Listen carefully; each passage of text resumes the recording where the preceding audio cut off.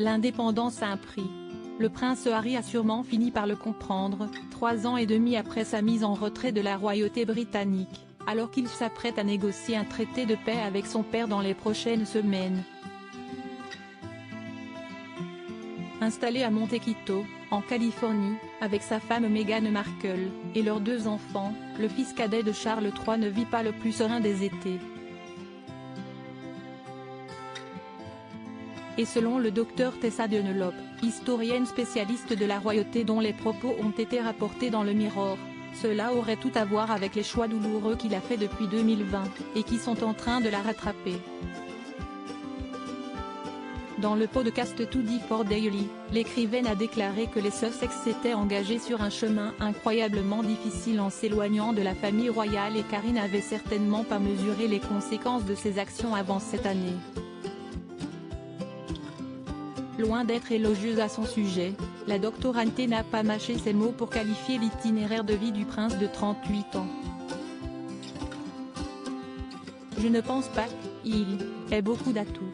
Bizarrement, il ne semble pas avoir eu la perspicacité intellectuelle, et probablement les bases historiques, pour comprendre ce qu'il essayait de faire, a avancé Tessa Dunlop, reconnaissant tout de même que se tourner vers le géant du streaming Netflix et Hollywood était la chose à faire pour assurer son émancipation financière. Supérieur à supérieur, Harry et Meghan Markle, retour sur les 100 moments marquants de leurs 5 ans de mariage et à vouloir frapper très vite, le prince Harry a perdu des plumes méprisé par les Britanniques et ostracisé de son propre clan. Le prince Harry navigue en eau trouble depuis de nombreux mois.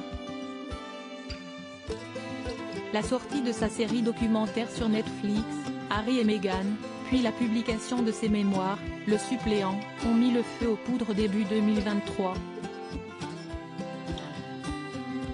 Charles III, la reine Camilla, le prince William, Kate Middleton. Tout le monde en a pris pour son grade, notamment dans son autobiographie de 700 pages, et ses révélations ont profondément attristé, voire agacé, ceux qui étaient auparavant ses plus fidèles alliés. Il devait aller beaucoup plus lentement, mais je comprends tout à fait que le garçon impétueux, le frère rival, l'homme meurtri ait voulu frapper très vite, obtenir quelques coups faciles, sauf qu'ils se sont avérés assez durs, a aussi pointé Tessa Dunlop. L'experte a par ailleurs déclaré qu'elle était persuadée que le fils de Lady Diana souffrait de sa séparation avec son père et son frère. Je pense que s'y est quelque chose de très douloureux. J'ai toujours eu de la compassion pour Harry et je continue à en avoir, a-t-elle ajouté. Crédit photo, Vintage News.